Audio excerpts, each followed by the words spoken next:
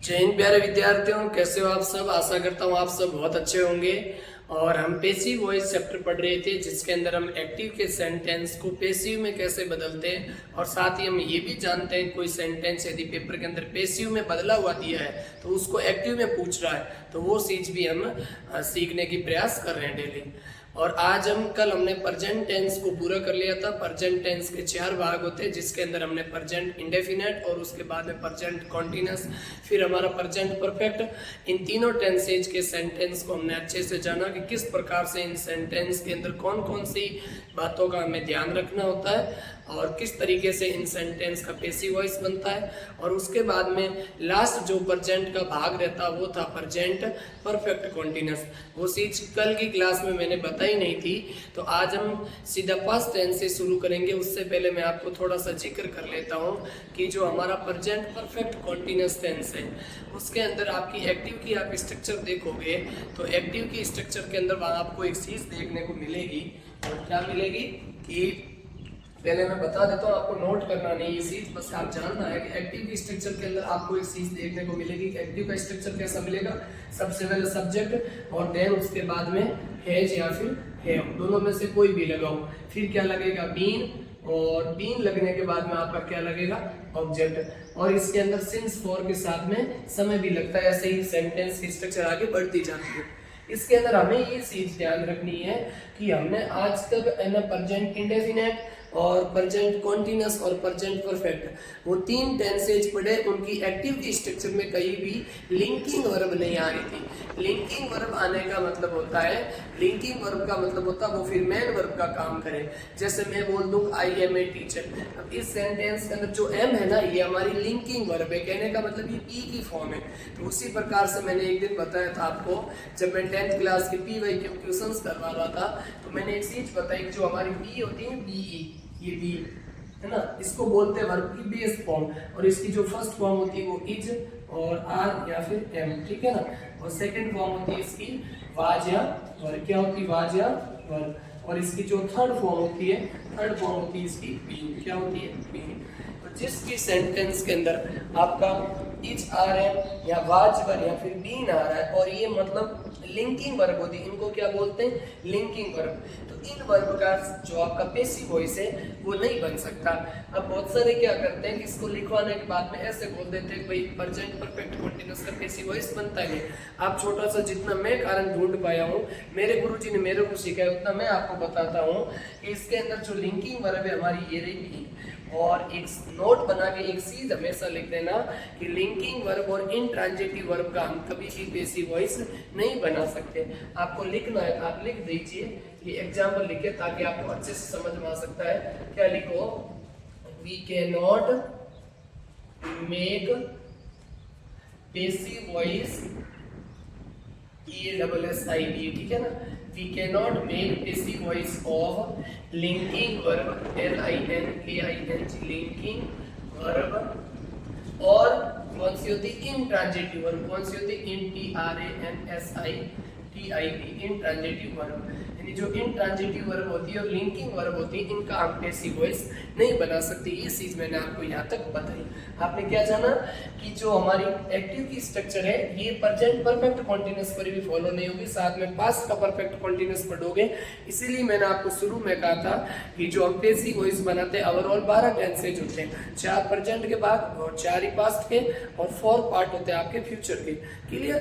तो इन 12 में से हम ओवरऑल में से देखें जो पेसिव वॉइस बनता है वो केवल और केवल 8 पार्ट का ही बनता है। मतलब अभी नोट नहीं करना, आप रफली समझा रहा हूँ, इसके बाद में क्लास स्टार्ट करेंगे। लेकिन पहले कुछ इसका बैकग्राउंड मैं आपको बता देता हूँ, फिर आपका डाउट नहीं बचे आपने इस पार्ट को क्यों नहीं करवाया, समझ पाएगा। तो 8 भागों का ये हम टेंस वॉइस बनाते हैं। अब मेरी बात सुनो, 3 तो परफेक्ट कॉन्टिन्यूस कट गए, तो एक और कौन सा कम हो गया, तो वो होता है हमारा फ्यूचर परफेक्ट फ्यूचर कॉन्टिन्यूस। क्योंकि फ्यूचर कॉन्टिन्यूस की आप स्ट्रक्चर देखोगे तो वहां पर आपको क्या मिलेगा, विल और शैल।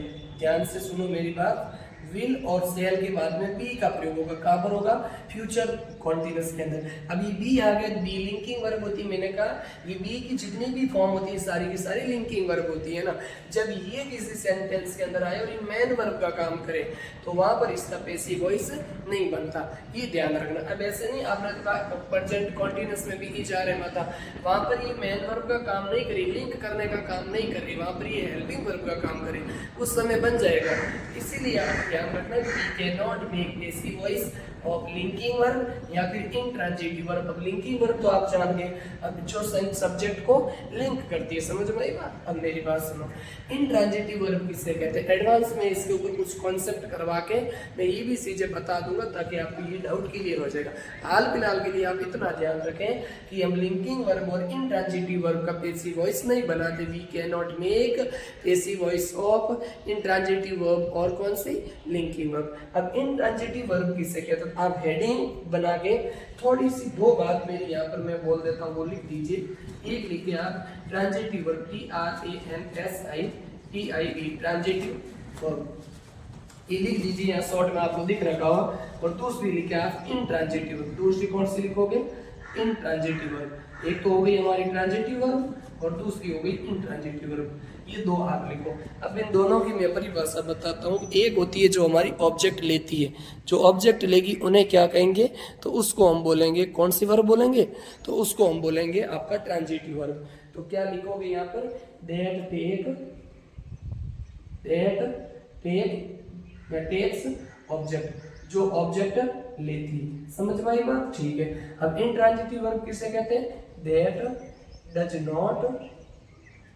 नॉट टेक ऑब्जेक्ट, जो ऑब्जेक्ट नहीं लेती।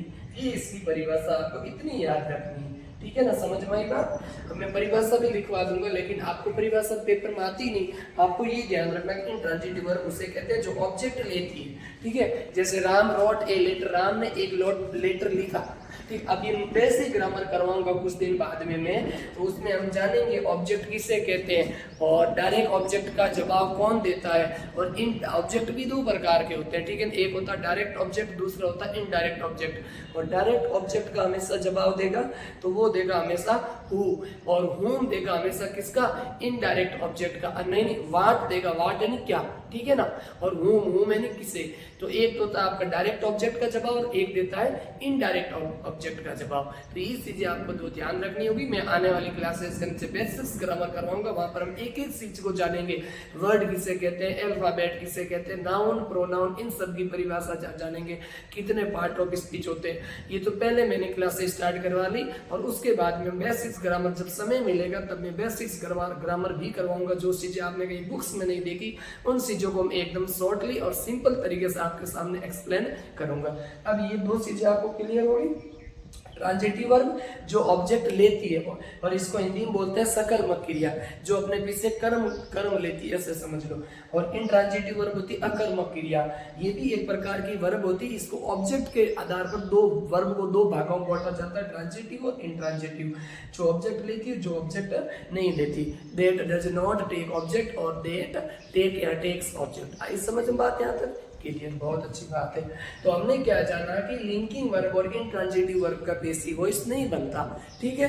तो यहाँ तक आप समझ जाएंगे। अब हम स्टार्ट करते हैं। तो हमारे प्रेजेंट के 4 पर 3 भाग का तो पैसिव वॉइस बनता है, वो हमने जान लिया।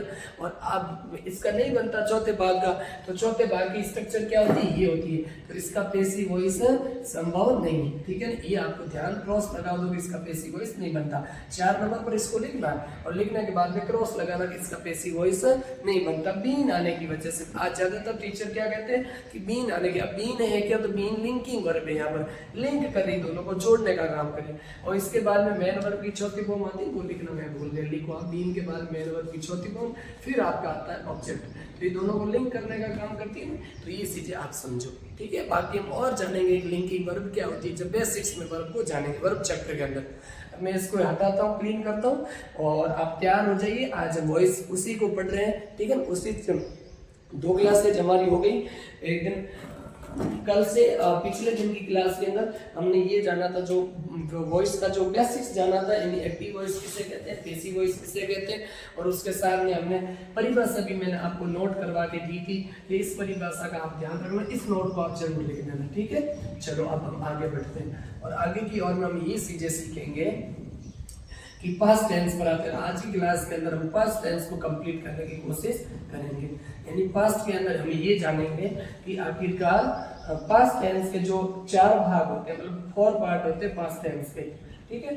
तो उसमें से आपका पास्ट सिंपल या पास्ट सिंपल पास्ट बोलो या पास्ट इंडेफिनिट बोलो, क्लियर। और उसके बाद में कॉन्टिन्यूअस, फिर परफेक्ट और फिर परफेक्ट कॉन्टिन्यूअस। अब मेरी बात सुनो, हम वॉइस क्या पढ़ रहे हैं, वॉइस क्या पढ़ रहे हैं हम, वॉइस, ठीक है। और वॉइस का मतलब क्या होता है, एक subject diathesis of verb. Verb को 2 भागों में बांटना, एक्टिव वॉइस और पैसिव वॉइस। एक्टिव वॉइस जिसके अंदर डूअर किसका काम करे, सब्जेक्ट का, रिसीवर किसका काम करे, ऑब्जेक्ट का। ऐसे सेंटेंस को ऑब्जेक्ट है ना, दैट वर्ब सेड बीन किसके अंदर रखोगे, to be to done in passive voice, उस वर्ब को हमेशा हम पैसिव वॉइस के अंदर रखेंगे। ये बात आपको एक्टिव वॉइस में रखेंगे। और जिसके अंदर सब्जेक्ट होगा आपका, वो किसका काम करेगा, वो रिसीवर का काम करेगा, डूअर्स आपका ऑब्जेक्ट का काम करे, तो वहां पर हम हमेशा उस वर्ब को पैसिव वॉइस में रखेंगे। जिसमें सब्जेक्ट ना काम करके ऑब्जेक्ट सेंटेंस का सब्जेक्ट बन जाता है। समझ में आई बात, ठीक है।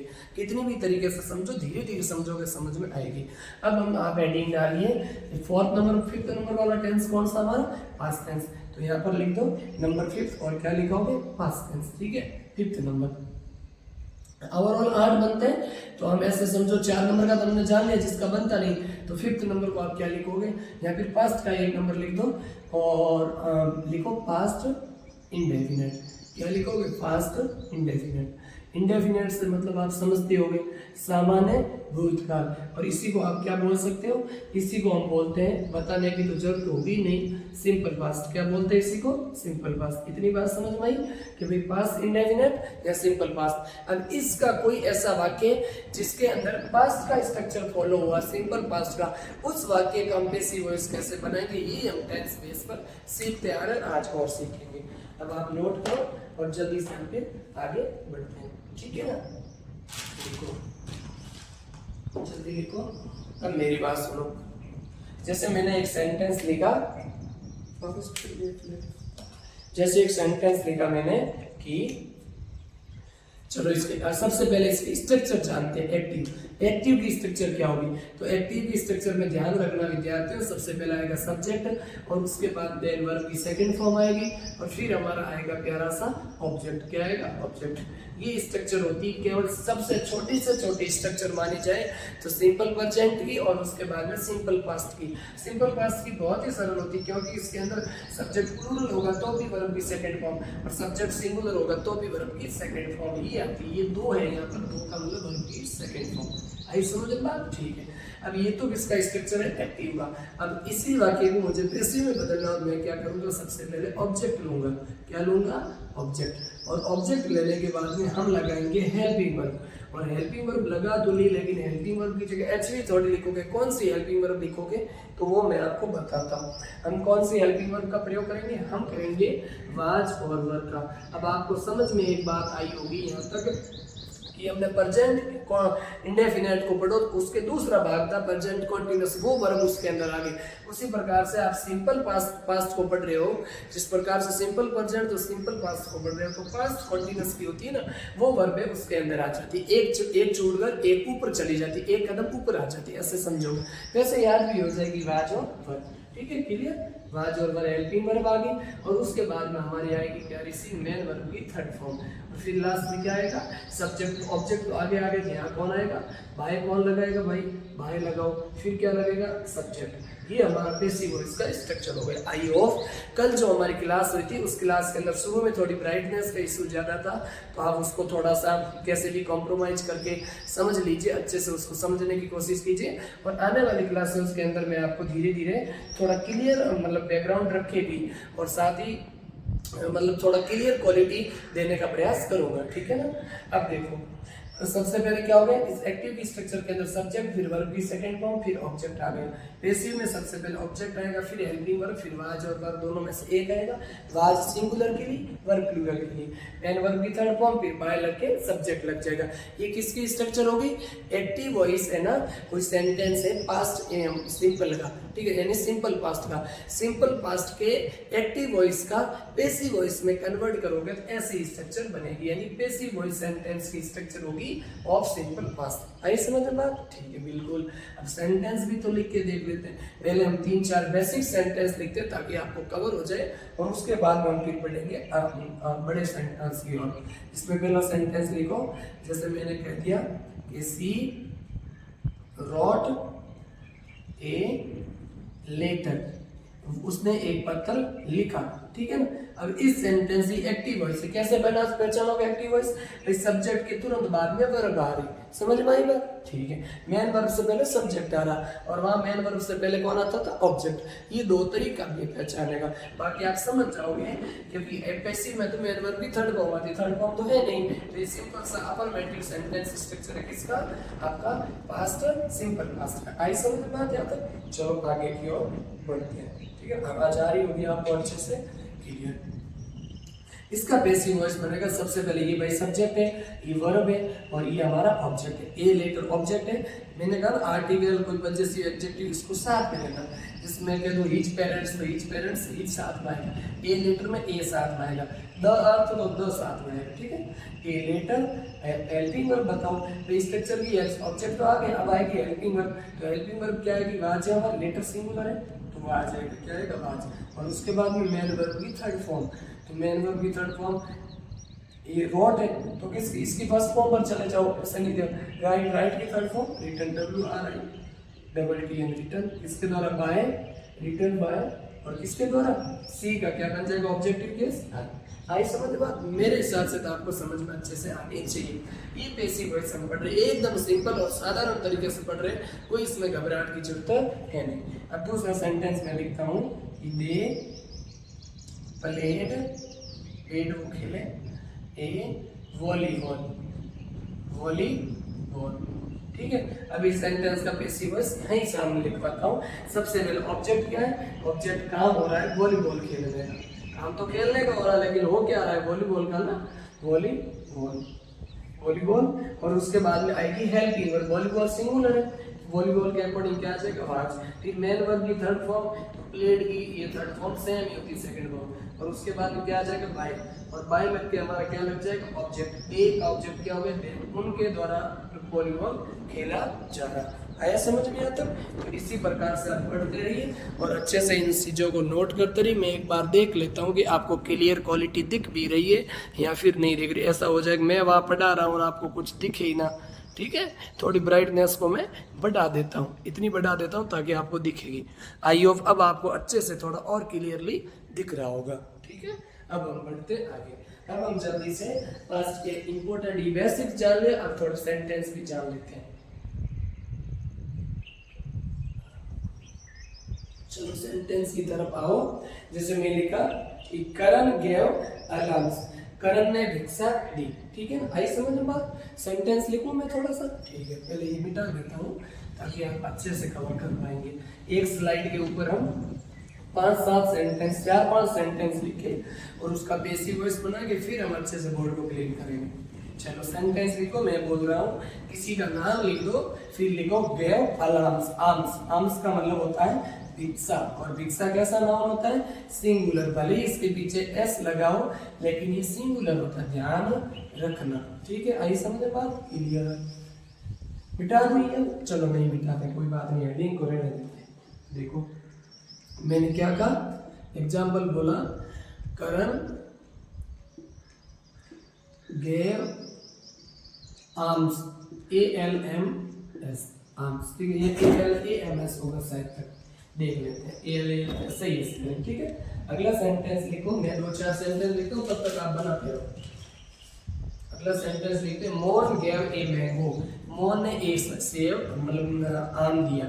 Mohan MOHAN, Mohan gave a mango, बनाओ इसका भी सिंपल सेंटेंस लाया और डोंट डोंट ग्राफ करिए, फिर मैं आपको हाई लेवल पे करवाऊंगा। अगला लिखो, Parul answered all the questions correctly. ठीक है, अब थोड़े ढंग के example. Parul PURL Parul answered ANSWERED answered all questions QUESTIONS all questions कैसे करेक्ट, नहीं एडवर्ब आएगी करेक्टली CORRECTLY। आया समझ में? लिखो अभी 3 सेंटेंस लिख दिए और तीनों को आपको पैसिव वॉइस आप बना के बताओ, जल्दी से इसका बताओ, ठीक है ना? सही है, Parul answer all the questions correctly. अगला एक सेंटेंस और लिखो, सम अमेरिकन्स सा एन एलियन। लिखो, नई जगह तो है नहीं तो पहले इसको बना लेते हैं। देखो, करण गेव आर्म्स, ठीक है, करण ने भिक्षा दी, अब क्या दी? भिक्षा। तो आर्म्स क्या आ जाएगा सबसे पहले? आगे ये सब्जेक्ट है भाई, ये वर्ब है और ये ऑब्जेक्ट है। आया समझ में बात? हम पैसिव वॉइस में क्या करते हैं, सब्जेक्ट को उठा के पीछे धकेलते हैं, ऑब्जेक्ट को आगे लाते हैं। ऑब्जेक्ट कौन से? आर्म्स। तो आर्म्स ए बड़ा हो जाए ALNS। अब हवा थोड़ी कम रुकी है, ठीक है ना? आर्म्स और उसके बाद में क्या आ जाएगा? वाज। आर्म्स वाज और फिर क्या आ जाएगा बताओ? वर्ब की थर्ड फॉर्म, गिव की थर्ड फॉर्म गिवन। किसके द्वारा? बाय, क्या लिख रखा? करण, ठीक है, क्योंकि नाम का नाम ही होता है। मेरे हिसाब से सही है। ऑब्जेक्ट और उसके बाद में हेल्पिंग वर्ब, मेन वर्ब की थर्ड फॉर्म, बाय और सब्जेक्ट। आया समझ में? ठीक है। अब इस सेंटेंस का पैसिव वॉइस क्या होगा? Mohan gave a mango, Mohan ने मुझे आम दिया। देखो क्या काम दिया? ए आम दिया। तो सबसे पहले क्या हो जाएगा? मैंगो इसका ऑब्जेक्ट हो जाएगा, ए मैंगो, और उसके बाद में गेव हेल्पिंग वर्ब क्या होगी? वाज है ना, वाज क्या होगी? वाज। सिंपल पास्ट पढ़ रहे हैं तो वाज, कॉन्टिन्यूअस में बीन लगा देंगे। ये मैंगो वाज गिवन, और गेव की सेकंड फॉर्म क्या आ जाएगी? गिवन। थर्ड फॉर्म क्या होगी? गिवन। गिवन बाय किसके द्वारा? मोहन, बाय मोहन। आया समझ में? ठीक है, बहुत अच्छे से बात है। निराश होकर नहीं बैठना, धीरे धीरे चीजों को समझना है। मेरे हिसाब से आवाज आपको एकदम प्रॉपरली करेक्ट आ रही होगी, है ना? धीरे धीरे मैं भी संसाधनों में, रिसोर्सेज में इंप्रूवमेंट करूंगा, आप भी मेरा सहयोग करते रहिए। अब देखो, ये सेंटेंस आया समझ में? ऑब्जेक्ट था, ऑब्जेक्ट आगे आ गया, वर्ब हेल्पिंग वर्ब आज या वर्ब में से सूज करनी थी। सूज का मतलब था सुनना। 2 डब्बे में से आपको पूछ ले भाई सेव लोगे या क्या आम लोगे, आपने कहा आम लोगे, ठीक है? तो ऐसे प्रकार हमने वाज और वर्ब में से वाज लिया। वाज क्यों लिया? क्योंकि हमें इसको वाज की जरूरत है, सिंगुलर था इसलिए। अब आगे, Parul answered all questions correctly. ये थोड़ा ढंग का सेंटेंस है, डरिए नहीं। अब करेक्टली तो ये तो एडवर्ब है कि उसने सही तरीके से आंसर दिए। अब ऑल क्वेश्चंस क्या हो जाएगा? ऑब्जेक्ट, ठीक है ना? और पारुल क्या हो जाएगा? सब्जेक्ट। आंसर क्या होगी? वर्ब, वर्ब की सेकंड फॉर्म। देखो आप आओ यहाँ पर, सबसे पहले आप क्या लिखो? ऑल क्वेश्चंस लिखो। All questions QUESTIONS all questions, ठीक है? ऑल क्वेश्चंस हो गए ऑब्जेक्ट। उसके बाद वाज आएगा, वर आएगा। मुझे बताओ अब भी बार बार आएंगे ऑल क्वेश्चंस, बहुत सारे क्वेश्चंस हैं। ये ऑल इसके साथ में आया, ठीक है ना? है ना? अब मेरी बात सुनो, ऑल क्वेश्चंस वर्ब, फिर क्या हो गए? हेल्पिंग वर्ब हो गए, मेन वर्ब, आंसर्ड की आंसर, आंसर, और बोलते हैं इसको प्रोनाउंसिएशन क्या था? आंसर, ANSWERED आंसर्ड, और फिर क्या हो जाएगा? करेक्टली CORRECTLY करेक्टली बाय किसके द्वारा? नाम दे रखा पारुल। तो मैंने क्या लिखा? पूरा लिख दिया क्या? सॉरी पारुल बोला तो पारुल लिखा, पारुल। आया समझ में? धीरे धीरे हम इंटेरोगेटिव सेंटेंस का पैसिव वॉइस कैसे बनते हैं वो भी सीखेंगे। आप ये सीखो, जितना करवा रहे उतना आप करते रहिए। धीरे धीरे करके कहते हैं ना, कहावत है ना कि बूंद बूंद से घड़ो मतलब घड़ा भरता है। या फिर ऐसे समझो कि slow progress is better than no progress. ये मैं इंग्लिश के लिए आप कहीं भी लिख दो। लिखिए आप एक बात मेरी कि बीच बीच में आपको मोटिवेट करने का भी काम करूंगा कि slow progress is better than no progress. यानी आप धीरे धीरे प्रयास कर रहे हो, उससे तो वो कुछ भी प्रयास नहीं करने से तो वो अच्छा है ना। आप भाई कुछ कर ही नहीं रहे हो, इससे अच्छा है कि आप थोड़ा थोड़ा धीरे धीरे प्रयास कर रहे हो। तो उस चीज में बहुत अच्छी बात है कि स्लो प्रोग्रेस इज बेटर, है ना, देन नो प्रोग्रेस। यानी कोई भी काम नहीं करने की बजाय तो धीमा धीमा काम करना बहुत अच्छी बात है। कहते बूंद बूंद से घड़ा भरता है, वही चीज। हो गया। अब हम एडवांस के कुछ क्वेश्चंस पर आते हैं जो पेपर में पूछे गए, वो लाया हूं मैं, ठीक है, उठा के, क्योंकि उन क्वेश्चंस को आप कर सकते हो, इतनी घबराहट की कोई जरूरत नहीं है, जितनी ज्यादा प्रैक्टिस होगी और उतनी अच्छा। बाकी 3-4 एग्जांपल करवा देते छोटे छोटे, है ना, फेमस हो जाते, लेकिन फिर वो स्टूडेंट हताश होता, वो चीज हमें कभी भी शोभा नहीं देती। एक शिक्षक का यही धर्म होता है कि वो अच्छे से आपको जितना उसको आ रहा है वो अच्छे से गाइडेंस की करें, या फिर नहीं भी आ रहा ना तो गलत गाइडेंस ना बताए। ये सबसे, मैं तो ये सबसे अच्छी बात इसको मानता हूँ, ठीक है। चलो आगे।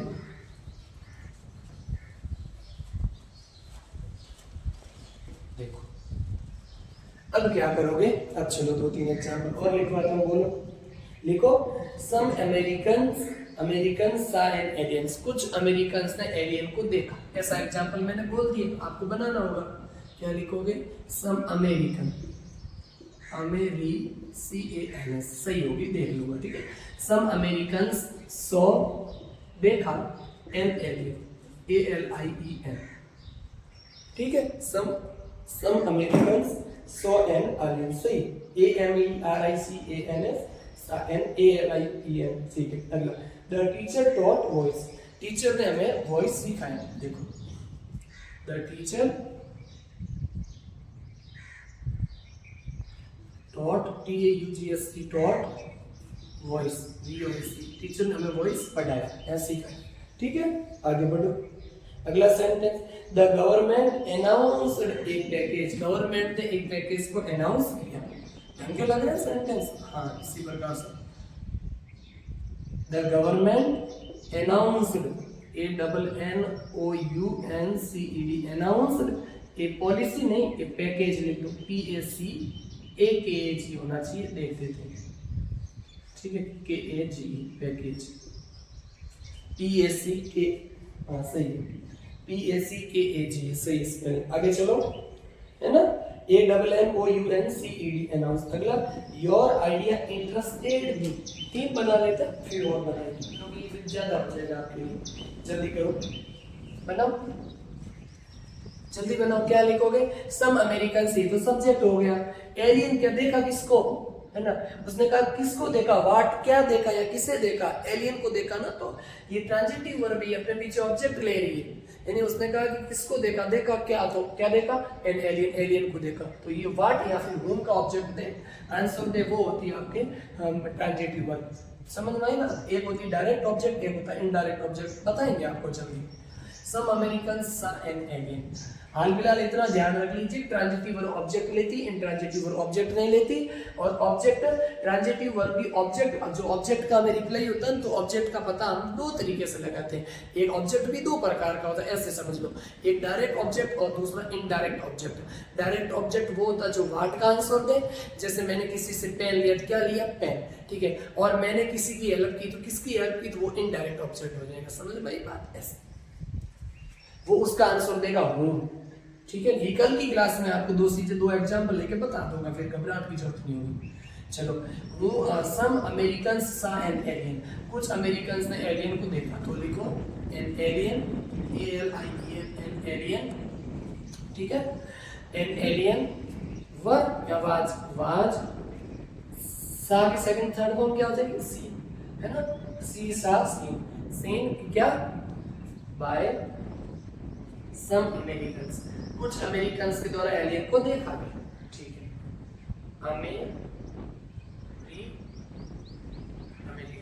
भैया समझ में, ठीक है।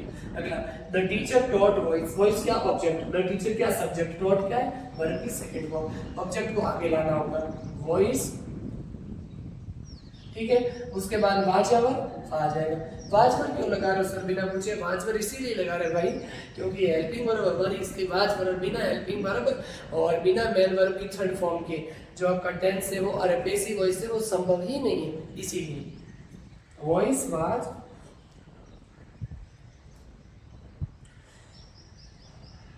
टॉट, यही होगी सेकंड फॉर्म। टीच की सेकंड फॉर्म होती है टॉट, टॉट एच की होती है कॉट, कॉट उस प्रकार से टॉज, टॉज बोलना इसको, TAUGS, voice was taught by किसके द्वारा, द टीचर, टीचर के द्वारा, ठीक। अगला sentence, the government announced A package, government ने एक पैकेज को अनाउंस किया था। तो क्या किया गवर्नमेंट ने, किया क्या, अनाउंस्ड व्हाट, क्या अनाउंस किया, ए पैकेज। तो आंसर मिलता है व्हाट का, तो व्हाट का आंसर मिल रहा है, इसका मतलब ये डायरेक्ट ऑब्जेक्ट है और है क्या, ये ट्रांजिटिव वर्ब है। ये बात मैं समझाने की कोशिश कर रहा हूं। जैसे ये एग्जांपल, इस एग्जांपल पे समझो, the government announced A package, मैंने कहा द गवर्नमेंट अनाउंस्ड व्हाट, क्या अनाउंस किया उसने, व्हाट, व्हाट का मतलब क्या, जो क्या का आंसर दे। तो आंसर क्या मिलेगा, ए पैकेज, ए पैकेज, आंसर आगे मिल रहा है ना, तो फिर वो क्या हो जाएगी, ट्रांजिटिव वर्ब, क्योंकि इसने ऑब्जेक्ट लिया, ये रहा ऑब्जेक्ट, ए पैकेज अनाउंस किया, अनाउंस्ड व्हाट पैकेज, ठीक, इसी प्रकार से तभी ये ट्रांजिटिव वर्ब है, तभी इसका पैसिव वॉइस संभव है। A package was singular and package, एक पैकेज होगा, a package was announced, announced, announced by the government, government,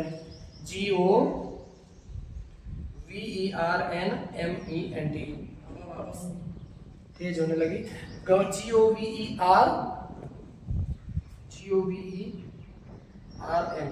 government, ठीक है, आया समझ में, क्लियर, गवर्नमेंट। चलो मिटाते इसको, करो नोट, फिर इसको मिटाते हैं, तब तक मैं कैमरा भी देख लेता हूँ, कोई समस्या ना हो, है ना, ठीक है, बहुत बढ़िया, चलते चलो,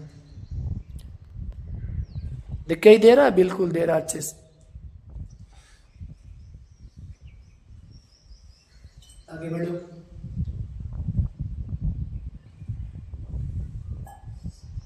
एक दो एग्जाम्पल और करवाता हूं मैं, फिर हम बढ़ते हैं पास्ट कॉन्टिन्यूअस की, और बहुत एग्जाम्पल करवा दिए। चलो दो एग्जाम्पल मैं आपको होमवर्क दे देता हूँ, एक मैं करवा देता हूँ, एक आपको होमवर्क दे देता हूँ, है ना, 50-50%, ठीक, करते हैं।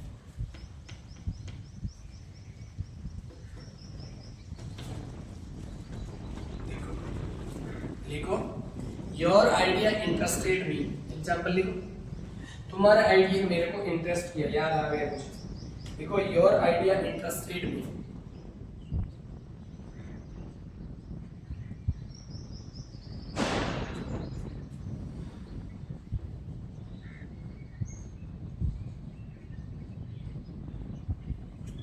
आई N O interest, I N क्या लिखा भाई, I N T E R E S T, I N T E R E S T, I N T E R E S T E D, interested, I N T E R E S T, सही तो है, हाँ, T E R E S T, interested में। अगला लिखो,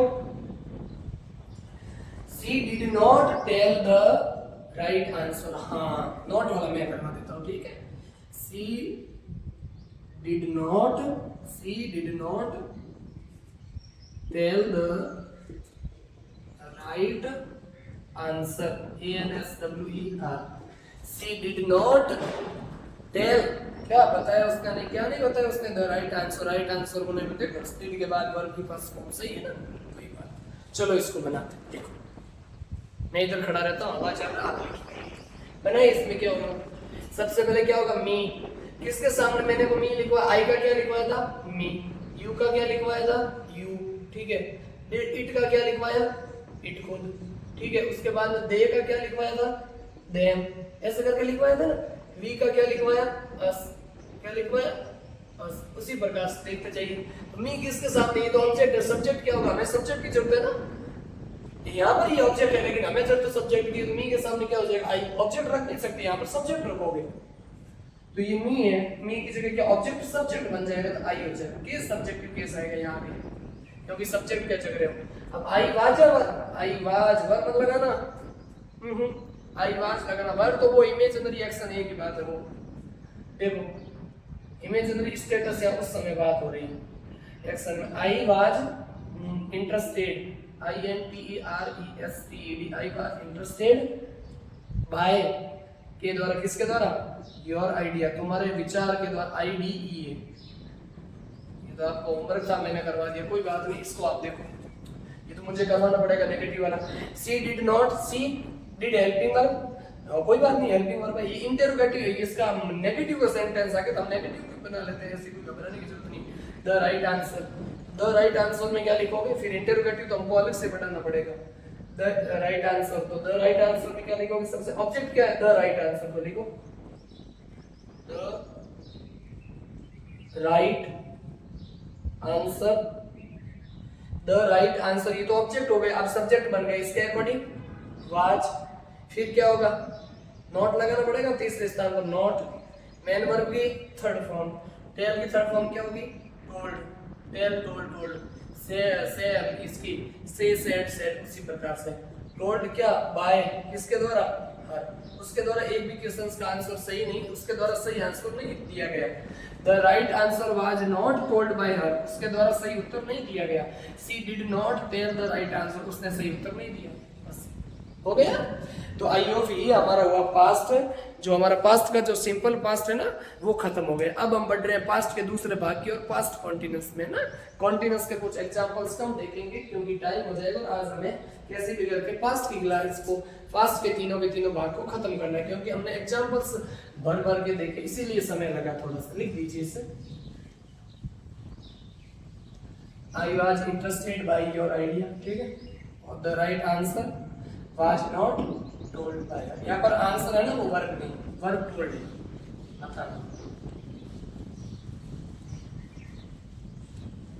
देखो क्या heading डालोगे? सिंपल पास्ट तो हो गया, तो हेडिंग क्या लिखोगे? पास्ट। इसको बेटा चलो चलो नंबर लिखो, लिखो 6th नंबर, लिखो लिखो 6th नंबर लिखो, 6th नंबर। 6th नंबर पे लिखोगे past continuous,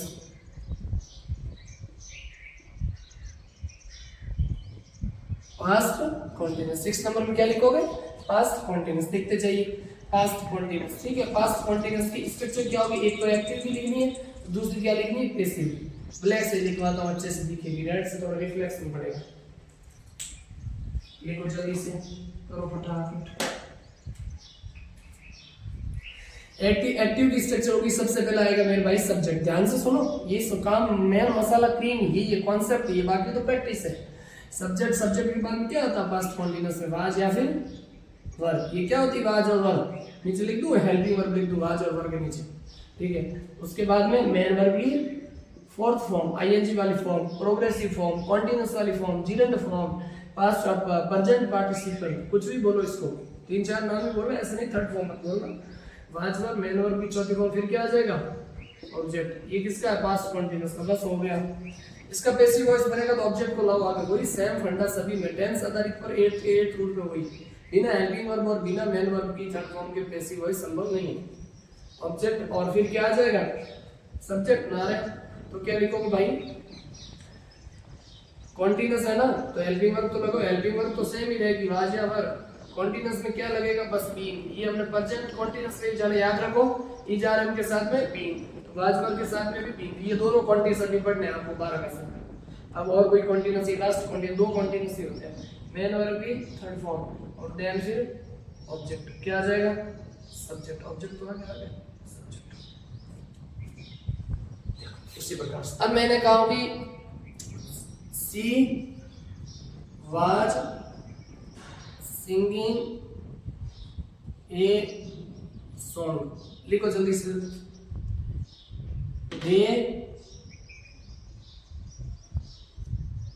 they were reading a book। अगला सेंटेंस, जगह खाली नहीं है, लिखो दोनों, बोलो। she was singing a song और they were reading a book, दोनों सेंटेंस बनाओ। 5 सेकंड देता हूँ, बनाओ जल्दी थोड़ा। क्या बनता है दोनों का? बनाइए आप इसी को अच्छे से।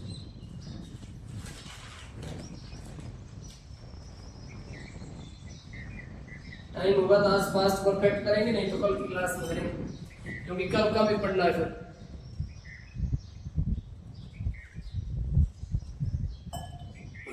एग्जाम्पल के साथ कोई कॉम्प्रोमाइज नहीं होगा, एग्जाम्पल फुल दबा के करना है। देखो, she was singing a song, बताओ क्या होगा? सबसे पहले ये सॉन्ग आगे आ जाएगा, ये सॉन्ग एसओएनजी, ये सॉन्ग वाज, वाज वर्ब के बाद में बीइंग, बाकी थर्ड फॉर्म। सिंग की थर्ड फॉर्म संग, बता दिया था कल। सिंग, सैंग, संग, है ना, आई, ए और यू ऐसे बनता है। संग किसके द्वारा? बाय, और उसके द्वारा ये गाना गाया जा रहा था, ठीक है। दे वर रीडिंग ए बुक, वे पुस्तक पढ़ रहे थे। तो क्या पढ़ रहे थे? व्हाट, क्या, बुक, है ना, ए बुक।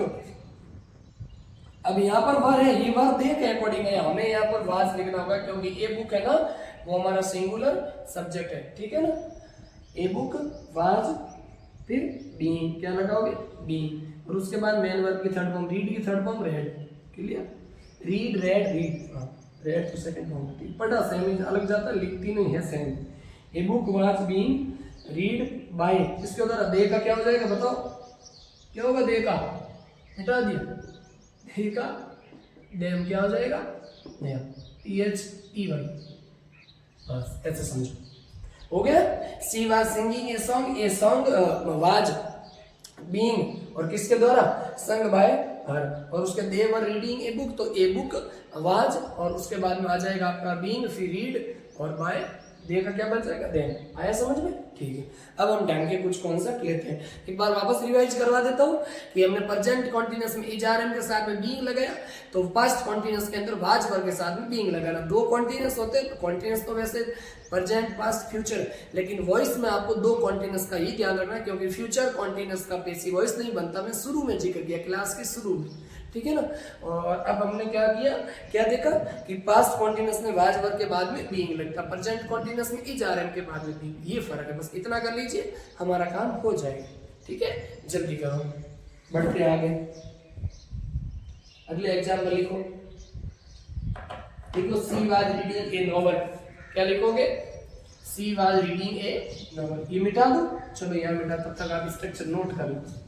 प्रत्येक एग्जाम्पल को बहुत अच्छे से करवा रहा हूँ, एग्जाम्पल 2-4 करवाने से भी हो जाता है, लेकिन फिर भी मैंने समझा कि क्यों ना साथ ही साथ प्रैक्टिस कर दे, ताकि अच्छे से और समझ में आ जाए, ठीक है ना। एग्जाम्पल सी बच्चों के पास कमी होती है, लेकिन मेरे पास नहीं, मैं खूब लाऊंगा पढ़ाने के लिए। एग्जाम्पल लिखो, सी वाज, ये करो ये फिर भी सेम ही लिखो, she was reading A novel. एक और बेसिक्स एग्जाम, NOVEL, नॉवल। देखो इसको क्या आ जाएगा? ए नॉवल, अब आ जाता है a novel was being read by, सी का क्या हो जाएगा? नहीं है समझ में? मैं बताता हूँ। ऑब्जेक्ट था ए नॉवल, इसको हम उठा के आगे ले आए, हेल्पिंग वर्ब वाज और वर्ब में से लगा दी, हमने वाज लगा दी, कॉन्टिन्यूअस बीइंग लग गया। अब उसके बाद में क्या लगेगा? वर्ब की थर्ड फॉर्म रीड लगी, फिर क्या लगेगा? बाय प्रीपोजिशन, और सी का ऑब्जेक्टिव केस। आया समझ में? ठीक। अब अगला एग्जाम्पल लिखो, दे वर प्लेइंग ए मैच, वे एक मैच खेल रहे हैं। सिंपल एग्जाम्पल पहले, दे वर प्लेइंग ए मैच, ये आप एग्जाम्पल लिखो और मैं बोलता हूँ, आप इसका आंसर लिखिए। तब तक मैं कैमरे को थोड़ा सा देखता हूँ, कैमरे में कोई दिक्कत नहीं आई? हाँ, कोई दिक्कत नहीं, आप करते रहिए, अच्छे से पढ़ते रहिए। ये वॉइस दिख रहा है ऊपर से, ये वॉइस लिखा हुआ, हम वॉइस पढ़ रहे हैं ना इसीलिए, ठीक है। देखो अब पास्ट कॉन्टिन्यूअस पढ़ रहे थे, एक्टिव की स्ट्रक्चर, सब्जेक्ट वाज वर्ब, और उसके बाद मेन वर्ब की फोर्थ फॉर्म, फिर क्या हो जाएगा? ऑब्जेक्ट। और पैसिव की स्ट्रक्चर, ऑब्जेक्ट आएगा, फिर वाज वर्ब आएगा, बीइंग आएगा, मेन वर्ब की थर्ड फॉर्म आएगी, फिर आएगा सब्जेक्ट। देखते रहिए, दे वर प्लेइंग ए मैच, तो क्या लिखोगे? वे एक मैच खेल रहे हैं। क्या? वे एक मैच खेल रहे, क्या खेल रहे? व्हाट, तो ए मैच, मैच खेल रहे भाई, आंसर दे दिया, डायरेक्ट ऑब्जेक्ट। लिखो ए मैच, MATCH, ए मैच किसके द्वारा? वाज या वर्ब? वाज। यहाँ पर वर्ब, यहाँ वाज क्यों नहीं? यहाँ सब्जेक्ट देता, यहाँ सब्जेक्ट ए मैच है, इसलिए वाज है। समझिए, ध्यान ध्यान, पैसिव के सब्जेक्ट के अकॉर्डिंग ही आपको हेल्पिंग वर्ब का यूज करना है, ना कि एक्टिव के हेल्प सब्जेक्ट के अकॉर्डिंग, ये ध्यान रखना, ठीक है। कहीं कहीं दोनों सेम हो जाते हैं। मान लो यहाँ पर भी प्लूरल आता है कि मैसेज, ऐसा लिख दो मैसेज, तो यहाँ पर वर्ब आता, तो फिर आप करिए यहाँ पर, वो सेम नहीं, ये अलग चीज है, ठीक है, ये ध्यान रखिए। ए मैच वाज, और उसके बाद में बीइंग, और फिर मेन वर्ब की थर्ड फॉर्म। प्लेइंग की थर्ड फॉर्म क्या हो जाएगी? बताओ सब, प्लेड, और फिर क्या होगा? बाय, किसके द्वारा? ए का क्या हो जाएगा? देन। अब मैं बेसिक्स एग्जांपल कम ही करवाऊंगा, क्योंकि हमने फोर्थ एग्जांपल देख लिए। ऑब्जेक्ट था ए नॉर्मल, उठा के ले आए आगे, हेल्पिंग वर्ब चूज कर ली, बीइंग लगा दिया, थर्ड फॉर्म लगा दी, बाय लगा के ऑब्जेक्टिव केस, ऑब्जेक्ट को ले आए आगे, हेल्पिंग वर्ब चूज कर ली, चूज करो दोनों में से एक ले ली, वाज ले लिया, इसके अकॉर्डिंगली, अकॉर्डिंग का मतलब अनुसार, ठीक है, एक एक शब्द हिंदी बोल रहा हूं, बीइंग लगा दिया, थर्ड फॉर्म लगा दी, बाय लगा के ऑब्जेक्टिव केस, दे का देम, इट का इट, यू का यू, और नाम होगा राम श्याम सीता मोहन, तो राम श्याम सीता मोहन सेम ही रहेगा, ठीक है, करते रहिए आगे, आप घबराने नहीं, आगे करते रहिए, क्यों करते रहिए। अगले एग्जाम्पल की तरफ बढ़ो और उस एग्जाम्पल का नाम है, जल्दी करो, Radha was watching clothes, Radha कुछ क्लोथ्स को वॉच कर रही है, धो रही है, ठीक है, धो रही थी, अब मिटाता हूं, अब थोड़ा जल्दी करेंगे,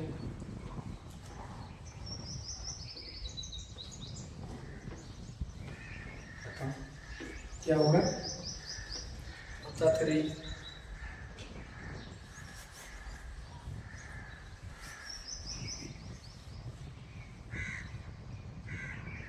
क्या लिखोगे, Radha was watching CLOTHES clothes, Radha कपड़े धो रही थी। अगला sentence, I was teaching you English, मैं तुम्हें इंग्लिश पढ़ा रहा हूँ, पढ़ा रहा था, आई वाज, हाँ ये एक बात है कि डबल ऑब्जेक्ट वाला, I was teaching you English, ये डबल ऑब्जेक्ट का सेंटेंस है, ये डबल ऑब्जेक्ट वाली टाइप, इस सेंटेंस पर दो टिक करके रखना, इस सेंटेंस को एक और तरीके से बनाया जाता है, वो भी हम पढ़ेंगे। Mohit was not helping me, Mohit मेरी मदद नहीं कर रहा था, Mohit was not helping me, helping me, Mohit मेरी मदद नहीं कर रहा था, ठीक है ना। अब देखो तीनों एग्जांपल्स को बनाते हैं, ठीक है, जल्दी से बनाओ, बनाओ जल्दी से।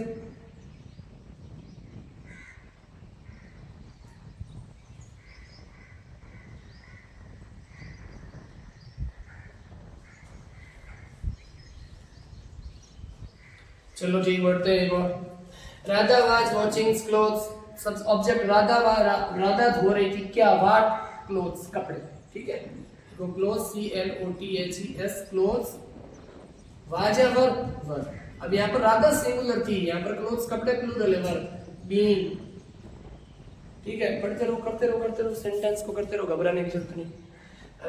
Clothes verb being watched, WASHED watched, और किसके द्वारा, बाय राधा,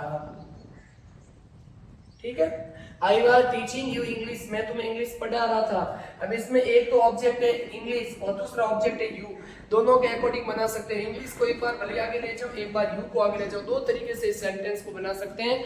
जल्दी हम ये खत्म करने के बाद में डबल ऑब्जेक्ट वाली टाइप पढ़ेंगे, और एक बार 10th क्लास में पिछली बार डबल ऑब्जेक्ट वाली टाइप से एक बेसिक हो, इसमें क्वेश्चन आए थे, ऐसा नहीं कि इस ऑब्जेक्ट से बनाओगे तो वो गलत होगा, और इससे बनाओगे तो कोई भी से बनाओ, लेकिन ध्यान होना चाहिए दोनों का, ठीक है, ऐसे ध्यान रखना, मेन वर्ब और उन दोनों वर्ब के बीच में डबल ऑब्जेक्ट, दूसरा ऑब्जेक्ट, ये ध्यान रखना, बताऊंगा मैं आपको, आप इससे बना दो, आप यू से बना लो,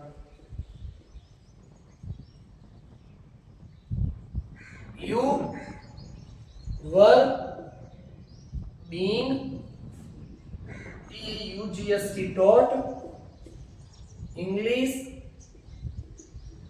by me, बन गया, You were being taught English by me, ये ध्यान आपको रखना है, ठीक है ना, समझ में आई बात, बिल्कुल।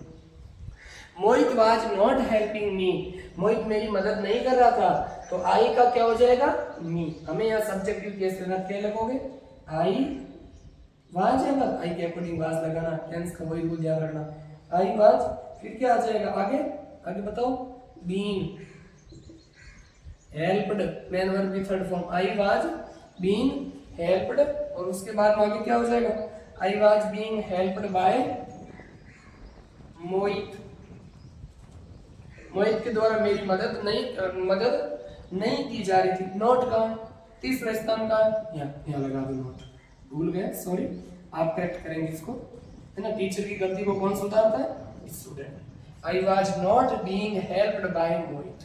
आई समझ बात? ठीक है, जल्दी से इसको भी करेक्ट करो, फिर हम थोड़ा सा पानी पी के आगे क्लास को आगे बढ़ाते हैं।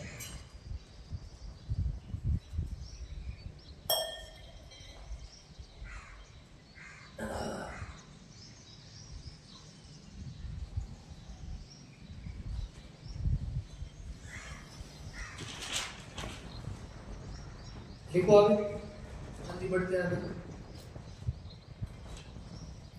Her father not eating food, तुम्हारे पिताजी, उसके पिताजी खाना नहीं खा रहे थे।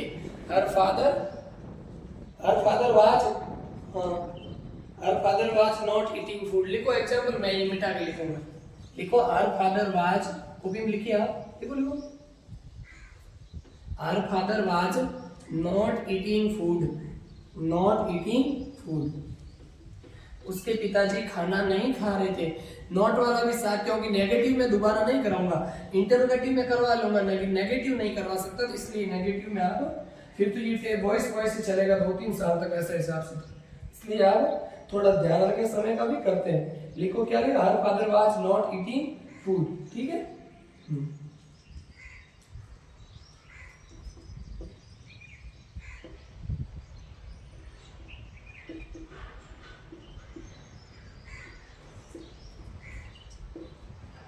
नॉट ईटिंग फूड लिखो, बनाओ।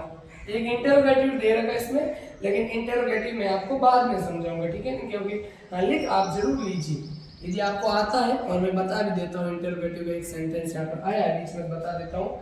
Was Mohan calling you, was Mohan calling, CALLING, calling you. ये सेंटेंस इंटरोगेटिव का है, अब लिख दीजिए, मैं भी इसको करवा दूंगा, ऐसी कोई तकलीफ नहीं। अगला, they were singing a song, ये तो सिंपल सेंटेंस कर लिया। he was driving the bus, ये लिख दो।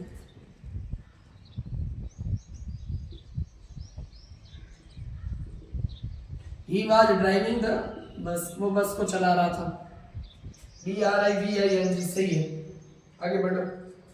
Last example, he was writing a letter, लिखो, चलो उससे अच्छा तो वो गाना गाने वाला, लिख दो। he was writing a letter, लिख भी दो। क्या, ये होमवर्क दे देता हूँ आपको, ठीक है, यहाँ लिखता हूँ आपका होमवर्क आज की क्लास का। he was writing, WRITING, he was writing a poem या लेटर, लेटर लिख दो। क्या है, लेटर, वो एक पत्र लिख रहा था। एक होमवर्क, एक सिंपल होमवर्क आज की क्लास का एक और देता हूं आपको, लिखो।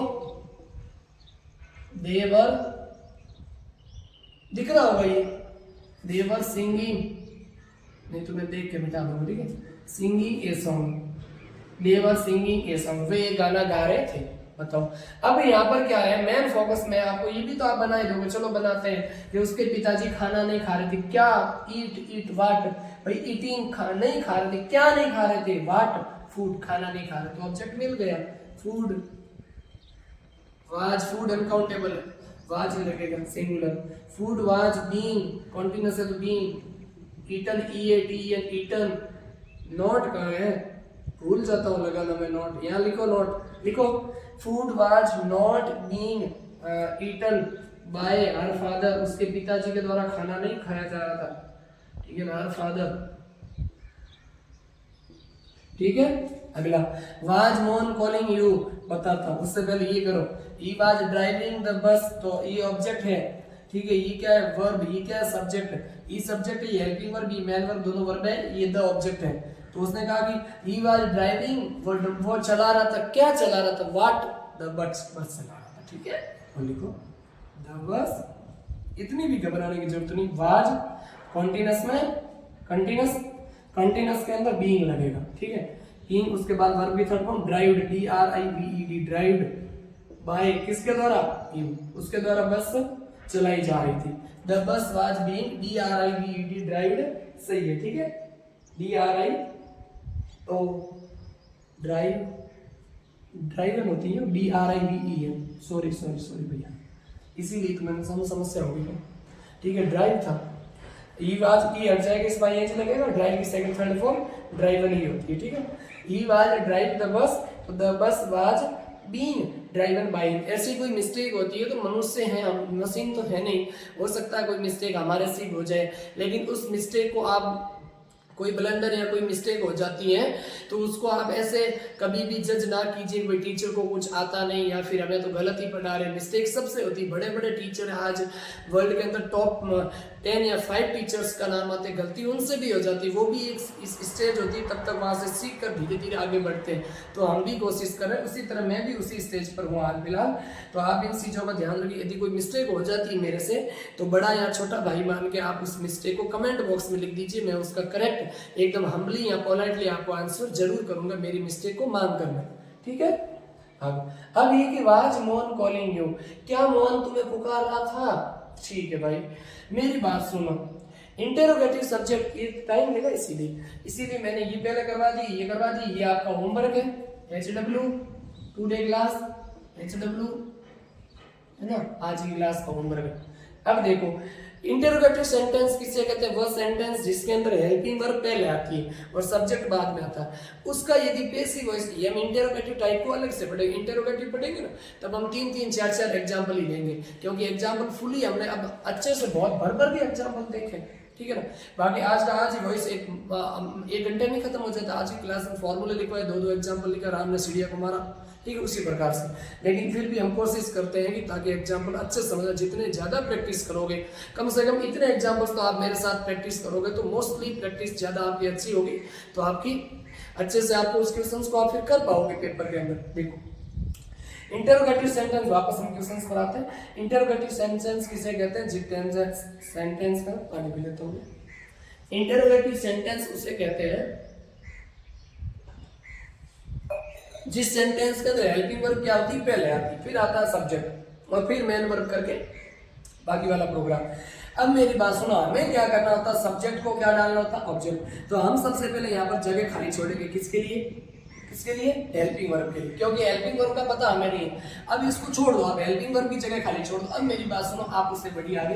अब पेसिव वॉइस में, पेसिव वॉइस में सबसे पहले क्या रहता है? ऑब्जेक्ट। इस सेंटेंस का ऑब्जेक्ट देखो, कहाँ ऑब्जेक्ट कौन है? यू। ले आइए, देखो तो सही, आप करते सही, गलत करते सही करते हो, बाद में जज करेंगे। यू आ गया, उसके बाद में आगे बढ़ो, यू हो गया, फिर क्या हो गया, और उसके बाद में ऑब्जेक्ट के बाद में हम क्या लेते हैं? Helping verb. हेल्पिंग वर्ब तो आगे आ गई, हेल्पिंग वर्ब तो आगे आ गई, ठीक है। इसको मैं सीधा करके आपको बताता हूँ। हेल्पिंग वर्ब क्या? यू के अकॉर्डिंग क्या आएगी? वाज या वर? यू के अकॉर्डिंग क्या आएगी? वर। भाई हमें हेल्पिंग वर्ब अफर्मेटिव में क्या लिखते हैं? बाद में लिखते हैं, बाद में लिखी, ये बाद में लिखी, ठीक है ना। तो लेकिन इंटरोगेटिव के अंदर यहाँ ना लिख के आगे लिख, तो यही फर्क है। इंटरोगेटिव वर आगे लिख के, अब सेम प्रोग्राम चलता रहे। हेल्पिंग वर्ब के बाद में बीइंग, बीइंग के बाद मेन वर्ब की थर्ड फॉर्म, कॉल की थर्ड फॉर्म कॉल्ड, और उसके बाद में प्रीपोजिशन बाय, किसके द्वारा? मोहन के द्वारा। क्या जोर पड़ा इसमें बताओ मुझे? भाई हमें कुछ जोर नहीं था, हमें कुछ ऐसी चीज ही नहीं थी, बस हेल्पिंग वर्ब पहले रखनी थी। और हेल्पिंग वर्ब ये सहमत रखना, ये हेल्पिंग वर्ब तो इस नोन के अकॉर्डिंग आई, लेकिन आपको हेल्पिंग वर्ब कौन सी रखनी प्यारे विद्यार्थियों? पेसिव का जो ऑब्जेक्ट होता है, एक्टिव का जो ऑब्जेक्ट होता है वो पेसिव में सब्जेक्ट बन जाता है। अब इसको सब्जेक्ट ऑब्जेक्ट मत कहना, क्योंकि ये सब्जेक्ट का काम कर रहा है, ठीक है ना। अब ये सब्जेक्ट है हमारा, हमें इसे देवता मानकर इसके अकॉर्डिंग हेल्पिंग वर्ब लगानी पड़ेगी। तो ये प्लूरल है तो वर लगेगा, तो हेल्पिंग वर्ब को आगे ले आओ। यहाँ लगाते ना आप, you were being called by Mohan, ऐसा लगाते। इंटरोगेटिव में हेल्पिंग वर्ब को निकाल दिया हमने, यहाँ से हेल्पिंग वर्ब निकाली, यहाँ आगे लिख दिया, बाकी सेम काम पीछे चला गया, बस बीइंग आ गया तीसरे स्थान पर, नॉट होता तो यहाँ आ जाता, ठीक है ना। अब आगे चल WH वर्ड अब चौथे स्थान पर आ जाता, बीइंग कॉल्ड बाय मोहन, ठीक है। कितना भी डीप में एग्जामिनर जाएगा ना तो ही को तो ही कहेगा, इतना तो आप ही समझोगे भाई। एग्जामिनर हमेशा कितना ही डीप में जाएगा तो मोहन का ऑब्जेक्टिव केस तो मोहन ही रहेगा, दे का ऑब्जेक्टिव केस देम ही रहेगा। तो डीप में जाने से डरने की कोई जरूरत नहीं। हो सकता है वो क्वेश्चंस की लैंग्वेज को बढ़ा चढ़ा के कहते, क्वेश्चंस की लैंग्वेज को थोड़ा मतलब कॉम्प्लिकेटेड तरीके से, हार्ड तरीके से आपके सामने प्रस्तुत करें, पेपर के अंदर रख ले, तो घबराने की कोई जरूरत नहीं। इंटरोगेटिव सेंटेंस आए तो उसको भी कर लेना, बशर्ते पेसिव में हेल्पिंग वर्ब लगा रहे हो उसको पेसिव में आगे रख दो।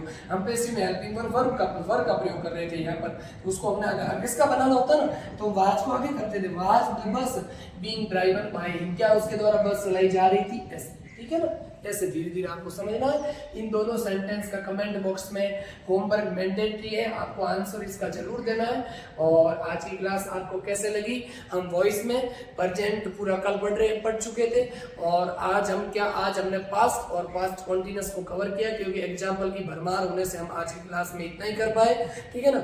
और बिना किसी समय गवाए और आप अच्छे से पढ़ते रहिए, मेहनत करते रहिए, लगे रहिए, क्योंकि सफलता क्या मांगती है? हमेशा टाइम मांगती है। जितना आप ध्यान रखना भविष्य के अंदर या आपने पास्ट में भी किसी चीज में एनालिसिस किया होगा, आपका कोई भी सब्जेक्ट अच्छा होगा तो उस सब्जेक्ट में मेरे हिसाब से आपने हमेशा उस सब्जेक्ट में ज्यादा से ज्यादा समय दिया होगा। जितना ज्यादा आप समय किसी एक चीज को दोगे सही मार्ग के लिए, ठीक है ना, करेक्ट भी होना चाहिए, वो आपका वे कैसा होना चाहिए, रास्ता राइट होना चाहिए, ये ध्यान रखना, ठीक है।